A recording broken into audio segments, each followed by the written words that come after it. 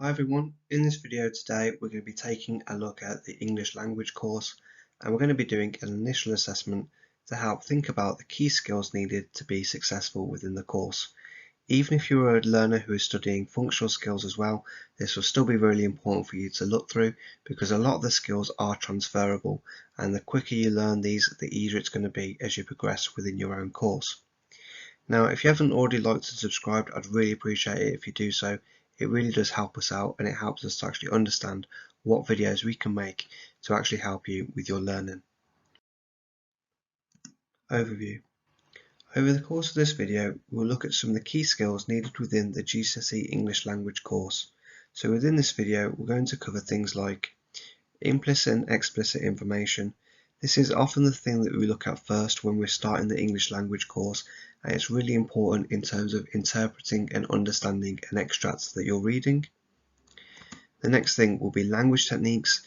Now, you really need to have a good and strong understanding of language techniques if you're going to be able to analyse and evaluate an extract that is being written. And structural techniques. This is a really important one because when we're talking about structure, we're talking about how the extract has actually been put together and the choices that the writer has made to help the writing flow and to be engaging for the audience. Generally speaking, structure is one that a lot of people struggle with as well because you really haven't spent loads of time within education going over structure and often spend so much more time going through language instead. So first of all then, what is implicit and explicit information? So simply put, implicit information, this is the information that is not directly stated. In order to understand implicit information, the reader must comprehend information based on clues within the text. So a lot of the time we're looking at information that is actually implied. It's not right there in your face. You have to think about the information, think about the clues or the hints that are being presented, and then try and understand the broader meaning. For example, if a friend or relative comes into your house or into a room and their face is red, you'd have to think between the lines what has caused them to do that. It might be that they're upset, that they're angry, or that they've just run or physically exerted themselves. So even though it isn't directly stated, you have to read between the lines and use the clues to work out what is actually happening in that situation. Explicit information. So this is information that is clearly stated. It is the obvious meaning, often considered to be the surface level meaning within the text. You don't need to read between the lines of this, and it is very clearly stated. Now when you actually come to the exam, the first question for paper 1 is actually going to ask you to identify 4 things that would be considered explicit information.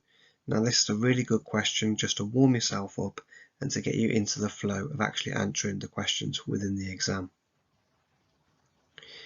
Now what I'd like you to do is I'd like you to try and challenge yourself.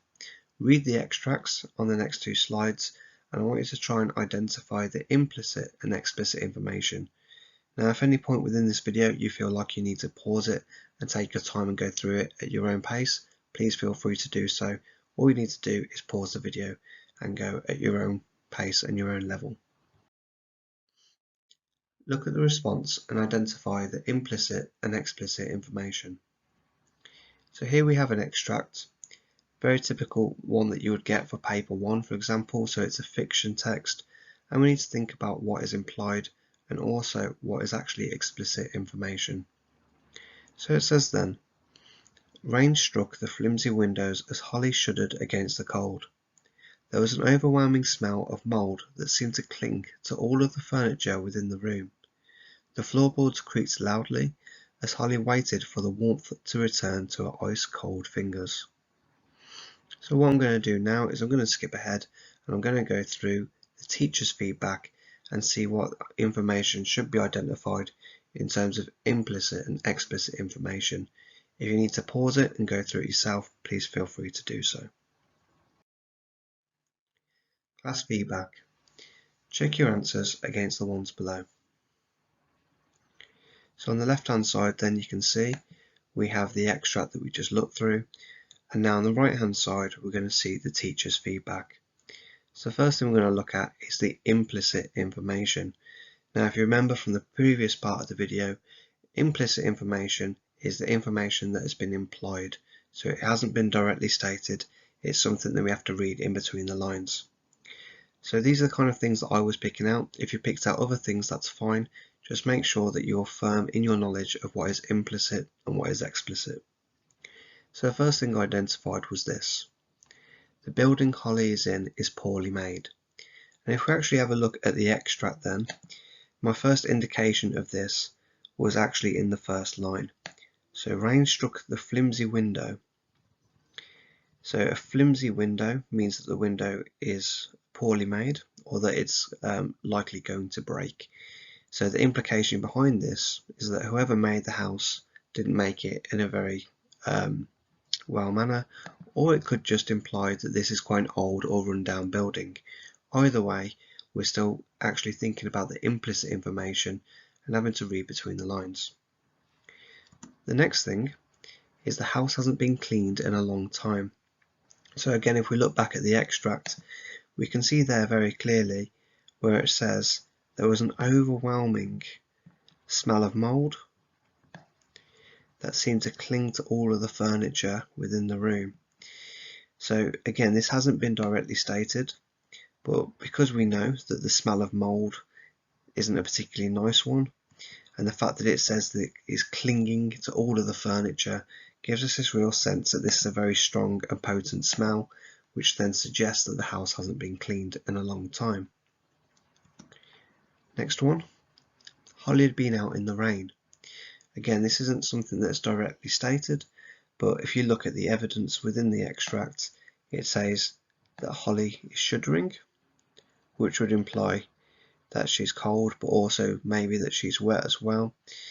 And the fact that she also has ice cold fingers as well is implying that she might have been out in the rain for a long time, and that's why she can't get warm. So moving on now, when we're looking at the explicit information, first thing I could say is it was raining. So that's a very obvious piece of information. Again, it's explicit because it's right there in the start. So there you go, first word within the extract is rain. So obviously it tells me it's been raining. The windows are flimsy.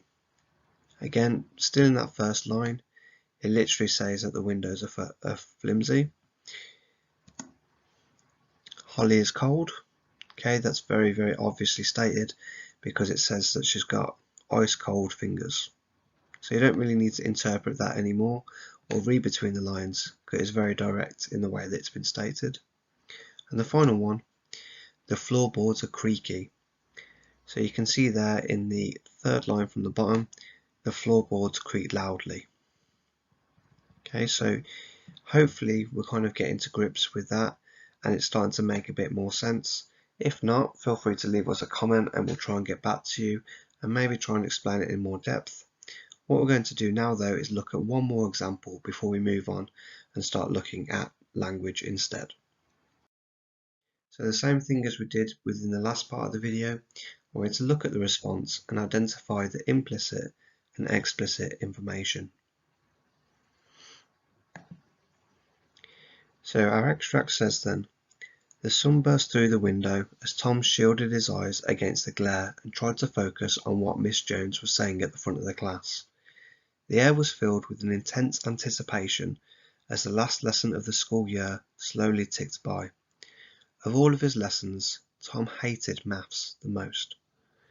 So again, if you want to pause the video here and go through it at your own time, please feel free to do so. We're now going to jump ahead and go through the answers that I would have identified myself. Now, if you've identified anything that's different than mine, then it doesn't necessarily mean that it's the wrong answer, as long as you can actually justify that it is implicit or explicit. So the first thing that we're going to think about, same as we did with the last extract, is think about the implicit information, so the information that's implied, the one that's going to be essentially a little bit harder, where we need to read between the lines a bit more. So the first thing that I'd identify is it was really sunny. Now it doesn't say directly that it was really sunny, but if you look at the language that's been used, the sun burst through the window. And it's that aggressive verb there of burst that really tells me that it must be sunny. And this is actually further exemplified by the fact that Tom has to shield his eyes against the glare.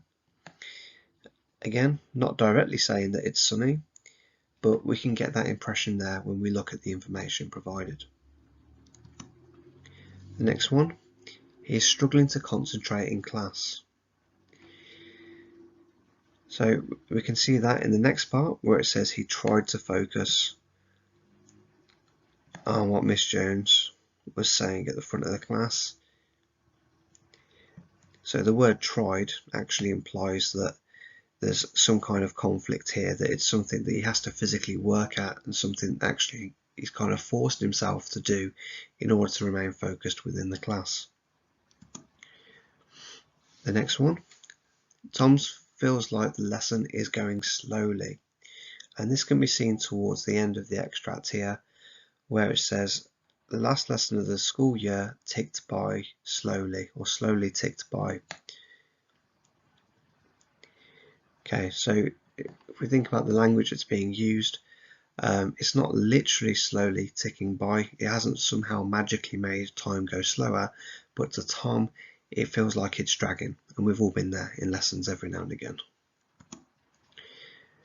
And the last one for the implicit information, Tom is sat at the back of the class. Now you could argue that this is wrong, but based on the actual information here, it says that Miss Jones is at the front of the class. Now if Tom is at the front of the class as well, he would have stated that, but the fact that it's pointed out that she's at the front of the class implies that he's potentially further back or at the very back of the classroom as well. So it's all about reading in between the lines and trying to think about what's actually implicit within the information. The next one then is the explicit, the obvious information. Again, this is typically the kind of information that you'd need to focus on if you're doing paper 1, question 1 for this course. The first thing I'd identify then is that Tom doesn't like maths, and this is actually very clearly stated in the extract as well. In that last line, he's got some very interesting language here to describe his feelings of maths. You've got such an aggressive word there of hated, and in addition to that, you've got the superlative of most, which implies or tells us that there's no other subject that he hates more than maths. The next one, his teacher is Mrs. Jones. Again, you can see there very clearly that's her name, and we've just taken it directly from the extract. And the final one is the last lesson of the school year.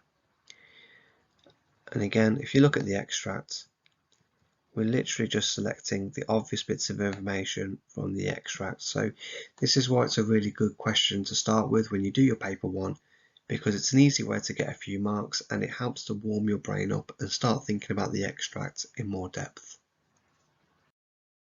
Now that we've finished looking at implicit and explicit information, I'd like you to use the 3 images provided to actually show your understanding of that information so far. So as you can see, we've got image 1, says that you're feeling okay and you understand both the key terms of implicit and explicit information and how to identify them within a text. Image number 2, which is the question mark, you're still a bit unsure and need to ask a question. Remember, if you do need to ask questions, that's absolutely fine. This is just something to gauge your understanding and your current ability to get to grips with these key terms. And if you do have a question, you can feel free to leave a comment in the description or like and subscribe. And image 3, you are still unsure and need to go back over it. Again, you're more than welcome to go back over the video, but if you do have a question, always get in touch as well. So, final reminder before we move on, the key terms. Implicit information is basically the hidden meaning within the text, the one where we need to read between the lines. And then we have the explicit information, which is the obvious or surface level meaning, and it can often be literally just the things that we're pulling out from the text, and it can be word for word quotations as well. Now if you're done with that, what we're going to do is we're going to move on and start looking at the language aspect of the course. So what are language techniques and why are they so important? So essentially, Language techniques are one of the most fundamental things that we need to be able to understand and analyse in order to be successful within this course. So you need to have a strong understanding of these techniques in order to be successful, not just in paper 1 but also in paper 2. Now, we use some acronyms to help us remember them because there are a lot of different techniques to understand as well. And the two acronyms that we can use to break this down are known as Go Massive and Deforest. Now, it might be that if you've studied English before, if you've done level 1 or level 2 functional skills, for example, you might have heard of things like Deforest techniques before, which is absolutely fantastic. It's important to think as well that there are other techniques outside of this acronym that are important as well. But if we're thinking about getting an understanding of the fundamentals of some of the main techniques that you'll look at, then these acronyms are a really fantastic thing to use to help you to remember the most important techniques. So first of all, if we have a look at the Go Massive acronym, it can be really helpful for paper 1.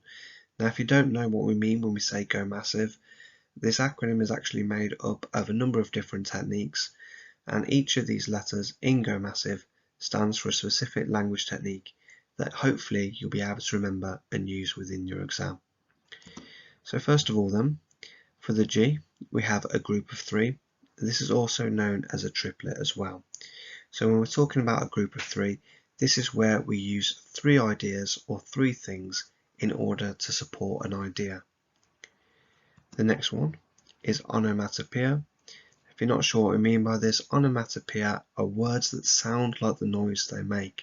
So this can be typically things like bang, crash, and even whack is a really good one as well. Next one, the M is a metaphor. Again, this is an example of figurative language. A lot of people struggle to know the difference between a metaphor and a simile, and the easy way to think about it is that they're actually very, very similar. The biggest difference is with a metaphor, you're saying something is something else. Or with a simile, you're saying something is like or as something else.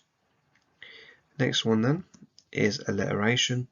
If you're not sure what we mean by this, alliteration is where you repeat the same letter 2 or more times, and this helps to add emphasis or feeling to our writing. The next one then is S, which would be a simile. Again, this is one that people get confused with metaphor all the time. It's important to remember that with a simile, you use like or as to make a comparison. And the next one is sensory language. Now, if you think about creative writing, which is a massively important element for paper 1, sensory language is really important in terms of creating imagery for the reader. So when we're talking about sensory language, we mean smell, taste, touch, sight, and feeling.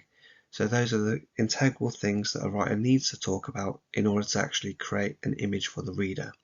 So if you are analysing an extract, you're always going to find lots of examples of sensory language. The next one is imagery, and essentially imagery is what we get when you use a number of different techniques to help form a picture or an image for the reader or the audience. Next one is varied vocabulary. Now, if you think about your paper 1, so that is called Explorations in Creative Reading and Writing, your ability to use a varied vocabulary will help improve your marks massively. So that's a really important thing to remember. If you use more ambitious words, specifically ambitious adjectives, it can really help your writing come to life. And last one, emotive language. Now, a lot of people get confused about this. When we're talking about emotive language, we don't simply mean words like love and hate. We actually mean words that get an emotional reaction from the reader. So if you think about the kind of thing like talking about an animal that might have been neglected or abused, those words are very emotionally charged and will get a reaction from the reader. So emotive language are words that make us feel certain things, which is different from just simply saying you love or you hate something. Okay, so those are the Go Massive techniques. If you weren't sure about these, it's really important that you make a note and that you go back and you familiarise yourself with these because they're very important, specifically with paper 1. Now we're going to move on and we're going to have a look at Deforest techniques. So again, we've used an acronym for this one as well, and the same with the Go Massive techniques. Each of these letters are going to represent one of the key techniques that we need to know. Specifically, these can be very good for paper 2.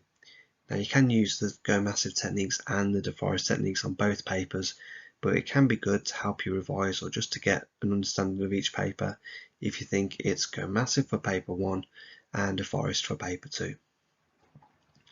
So for the Deforest acronym then, the first one we have is discourse markers. Now sometimes this changes from teacher to teacher, so if you've heard something like direct address, then that's fine. That is still a good technique. However, I'm going to go with discourse markers because that is a really good thing to use in terms of helping us to structure our argument. So when we're talking about discourse markers, we mean things like however, on the other hand, firstly, secondly, thirdly, and in conclusion. They're really good to help us structure our writing and also helps us to present a balanced argument. So the A, very similar to the Go Massive techniques, we also have alliteration. The F is a fact. Now, when you come to actually do things like article writing, it might be that you don't know much about the topic that you're writing about, but that is absolutely fine. You're not expected to know a wealth of information about every single topic. A fact can be a fact if you present it in that way. So think about stating something as if it's a fact, and that would still work as a technique and still help you to achieve a mark in the exam. The next one then is an opinion. So this is where you're expressing a personal viewpoint that's not necessarily backed up by facts. The next one is rhetorical questions. Now, rhetorical questions are really important, especially in things like speeches, because a rhetorical question helps you to ask a question to the audience without actually getting them to give you a response. But what it does instead is it allows them time to think about it very carefully and to have that internal dialogue with themselves and really think carefully about what you're trying to communicate with them. The next one is repetition. Again, another good thing that could be used for a speech. Most notably, for example, if you think about the Martin Luther King speech, I have a dream, that phrase, I have a dream, is repeated several times throughout that speech, and it is the one line that has stayed on everyone's mind for a very long time within history. So repetition is very important because if you've got a main point or a main idea you want to get across, then it's worth repeating so it stays in your audience's head. Next one is emotive language. So again, we can see here that some of our Go Massive techniques and some of our Deforest techniques actually have a few things in common as well. Next we have statistics. Now this is quite an interesting one. It's actually the only technique that we're going to use in our acronyms where we're using a mathematical numerical data to actually prove our point. So this is where you can use things like percentages, fractions and decimals to help justify your opinion. And the final one is a triplet. Now sometimes this can be confusing, especially in the Deforest acronym, because when we say a triplet we mean three things that can be used towards a common goal, but it's exactly the same as a group of three. So if you actually think about the two acronyms that we've learned, there are a number of different techniques that are actually repeated in each one. So it is important to kind of use them in both ones if you want to, but use the acronym just to help you to think about paper 1 would be Go Massive, paper 2 would largely be Deforest. Answer the questions below to test your understanding of the key language techniques. Number 1. Which Deforest technique uses numerical data? If you're not too sure what I mean by this, it might be important to pause the video now and have a look about what we were discussing in a part of the previous video. Number 2. What is the difference between a simile and a metaphor? Number 3. What is the purpose of a rhetorical question? Number 4. Write a group of 3 or a triplet to explain how you feel about English. Number 5. What other language techniques can you recall that are not included in the two acronyms we've looked at. So that final question there actually gives you an opportunity to show us what do you know outside of what we've covered today that can also be applied to paper 1 or paper 2 for the English language course. If you'd like to stretch and challenge yourself as well, you can also complete the extension questions to test yourself further, and those will be available via a link in the description below. Class feedback. Check your answers against the ones below. So for the first question then, it said which Deforest technique uses numerical data? Of course the answer to that one would be a statistic. Number 2, what is the difference between a simile and a metaphor? So both are forms of figurative language, however a simile uses words such as like or as to compare things. A metaphor states that something is something else. So a typical example that I use quite often is David eats like a pig, which would be a simile, but a metaphor would be David is a pig. So this is why people get them confused quite regularly. There's not much difference between the two, but if you think about the actual deeper meaning behind it, it can be a little bit different as well. Number 3, what is the purpose of a rhetorical question? So a rhetorical question works well in things like speeches, and it makes the audience think about what the writer is saying and helps to form a personal connection. Number 4, so write a group of 3 or a triplet to explain how you feel about English. So if you want to be quite positive, you could say something like English is fun, enjoyable, and fills me with happiness. However, if you're not someone who enjoys English that much, a more negative response could be English is horrible, boring, and drives me crazy. Now, if we think about both of these examples, the fact that we've used 3 ideas as opposed to just one idea to get our views across helps to reinforce it and makes it seem more believable and a little bit stronger in terms of our convictions as well. And number 5 then, what other language techniques can you recall that are not included in the 2 acronyms we've looked at so far? So you could have a number of different techniques in here. That's one of the reasons why the acronyms helps us, because there are just so many different techniques that you could talk about. Some of the main ones, however, might be things like personification, juxtaposition, pathetic fallacy, and also semantic field. Now, if you kind of remember some of those but you're not 100% sure about what they completely mean, please do check out some of our other videos that do go into them in more depth. Now what we're going to do is we're going to move on and we're going to have a look at structure. So first of all then, what is structure? So in terms of English, structure is about how the text has been put together and how it has been organised to engage and interest the reader. So specifically when you do paper 1, the question that you'll always face for question 3 is how has the writer used structure to interest the reader? And when we use that word interest, a lot of people get confused by it. It doesn't necessarily mean to interest you, it means how does it engage someone? How has it been intended to be used? It might be that you don't like the text, but how could it engage someone? How could it keep someone reading and actually interested in the text? If we think about the teacher's top tip as well, when analysing structure, it can be helpful to think of a text like a film. So why did they show us this scene? Why did they shift to this person or to that view? Why have they done it like that? What kind of reaction are they trying to gauge out of the audience? It can be quite difficult to do, but the more you do it, the more you think about these techniques, the easier it will become in the long run. Complete the table to assess your understanding of key structural techniques. Now, if you haven't heard of structure before and you're not sure about any of the techniques, that's fine, but you can use some of the clues and some of the hints from the table to see if you can work any of them out. If you're still getting to grips with these, then please feel free to go back, look at the table and see if you can improve over time.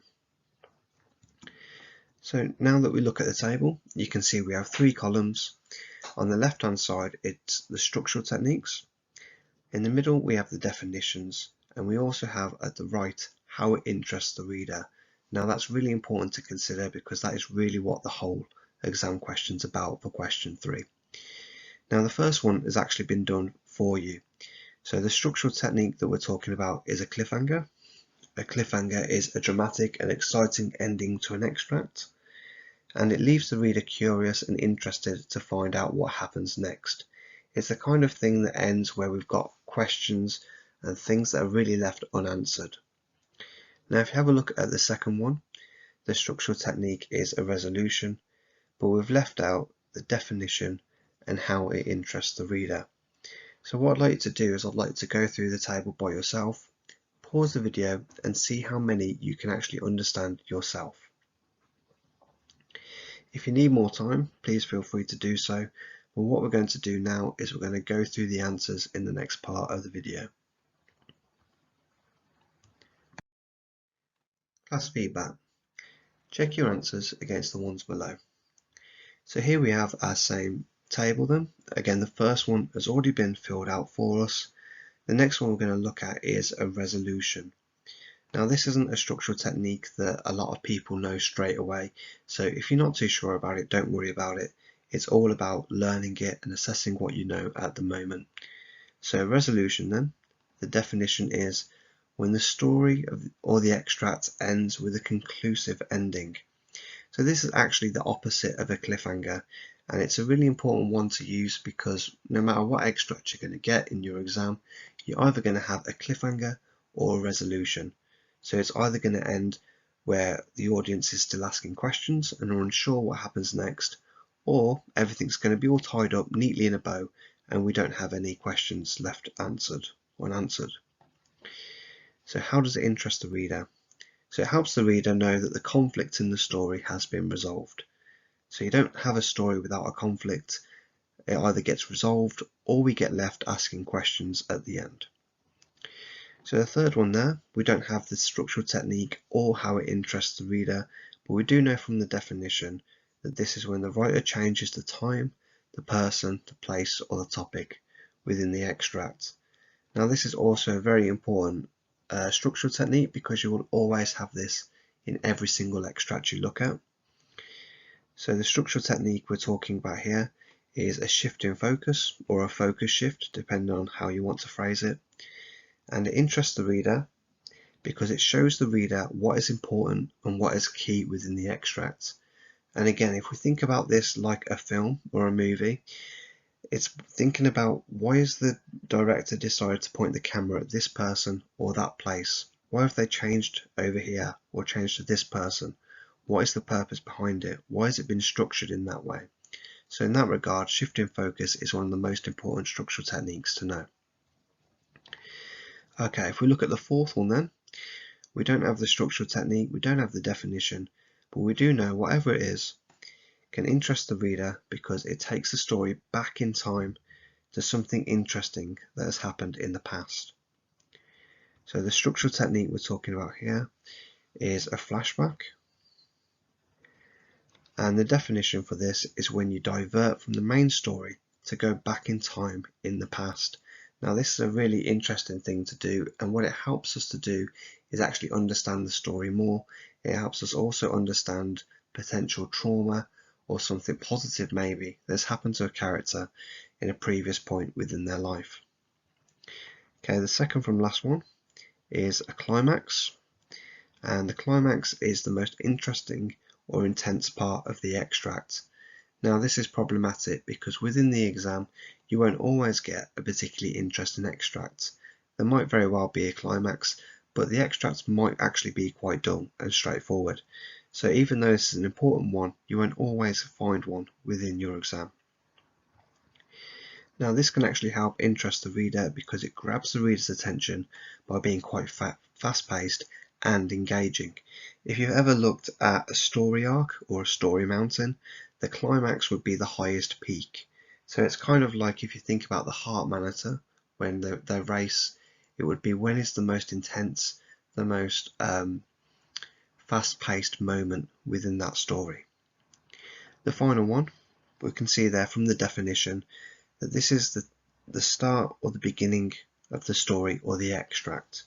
Now the technical term that's really good to use is called the exposition, and that's just the posh word or the more sophisticated word we use to say the start. And this can interest the reader because the beginning must grab the reader's attention to keep them reading. If you think about all the times that you've picked up a book, it's very rare that people start anywhere other than the start. And if the first page doesn't grab your attention, or the first few paragraphs, then you're not going to read it. So for the vast majority of the extracts you get, it should have a fairly interesting start. There should be some purpose behind it to actually understand the overall story within the extract. So think about the three areas of English language that we've looked at so far, and a good idea to do is just to give yourself a score for 10 to kind of rate your confidence regarding each different section that we've looked at. So if you recall then, the first thing that we looked at was implicit and explicit information. So if we're talking about implicit information, that is the more in-depth, the reading between the lines kind of information, whereas explicit is the obvious and surface level meaning. The next one we looked at was our language techniques. So our two acronyms was Go Massive, which we're mainly going to use for paper 1, and Deforest, which we're mainly going to use for paper 2. Again, think about how confident you are and try and give yourself a grade out of 10. And the final one we looked at, of course, was structural techniques. Same thing again, think about how confident you are, think about what areas you might need to go back at and spend a bit more time over, and see which ones are more your strengths or things that you really need to go back on and improve. A good thing to do as well before you move on or stop watching this video is try and set yourself a target to help you improve your understanding. Now, I'm not expecting people to get complete 10s for every single section we've looked at so far. This is just to gauge your understanding of what we need to do going forward to help you pass this course. If you need some additional support, then new videos will be added every single week. Alternatively, please leave us a comment and subscribe. You can also visit our partner channel Bookworm Teaching for more lessons and guidance on all things English. Thanks ever so much for listening, guys, and best of luck with all your work and your revision for this academic year. Thank you, guys. Bye.